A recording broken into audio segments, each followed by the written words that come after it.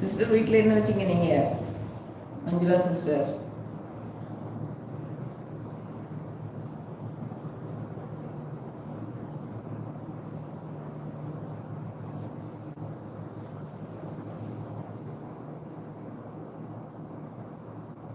உங்களுக்கு இரு சேனலா?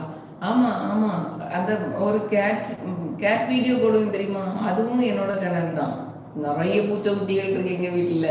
இட்லி சாம்பார்.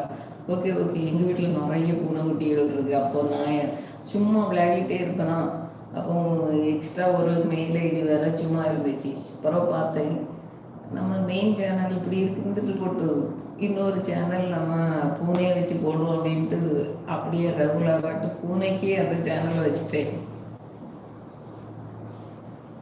அப்படியா? ஆமாம் சிஸ்டர்.